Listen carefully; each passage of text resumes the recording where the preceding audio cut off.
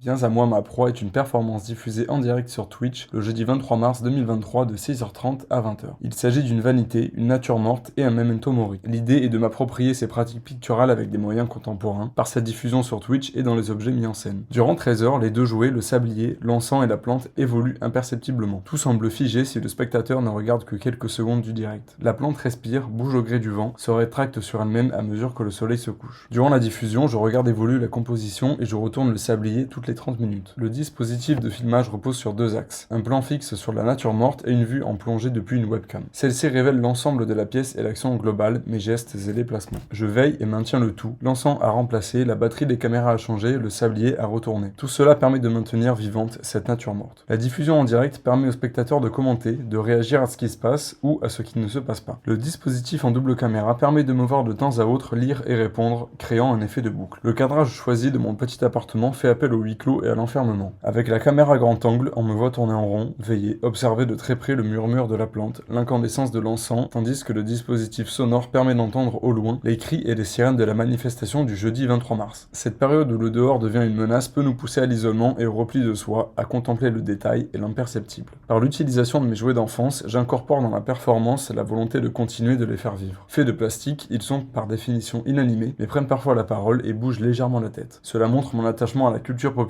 et aux produits manufacturés. La diffusion en direct par la plateforme Twitch permet une concordance entre le temps filmique et le temps diégétique. Agnès Varda, dans son film Cléo de 5 à 7, utilise ce procédé pour renforcer le sentiment de proximité avec son personnage principal. Pas d'ellipse temporelle, pas de montage, le temps diégétique est respecté. Tout comme l'appartement qui est montré sans mensonge, le temps se déroule sans artifice. Le sablier est retourné toutes les 30 minutes, le flot continu du sable qui s'écoule ne s'arrête jamais et pourtant tout semble quand même immobile. Le cadrage en carré au format 1:1 souligne l'idée de l'enfermement. Cette vanité pourrait passer inaperçue, elle est donnée à voir par le cadrage, une sélection drastique sur le réel. Dans l'axe en plongée, cette nature morte semble perdue au milieu de mon appartement. En resserrant l'œil du spectateur sur le sujet, cela donne légitimité à l'installation, l'obligeant à percevoir le temps. Les objets qui nous entourent contiennent de potentielles scènes. Ici, l'idée est de faire ressortir ce qui ne saute pas aux yeux, l'imperceptible, le sens qui peut se cacher dans notre quotidien. Mimosa Echard, dans l'exposition Sporal, a également eu recours à la plateforme Twitch pour créer une œuvre montrant une personne de dos, couchée, endormie dans son lit. Le cadre de l'appartement, de l'intime est montré sans artifice, et le fait que la personne dorme implique des changements imperceptibles dans la vidéo, nécessitant au spectateur d'y rester longtemps devant ou de revenir plusieurs fois devant. Dans un cadre muséal, la rediffusion complète de la performance pourrait être projetée contre un mur et les spectateurs pourraient passer devant plusieurs fois dans la journée, ne voyant de fait jamais les mêmes images.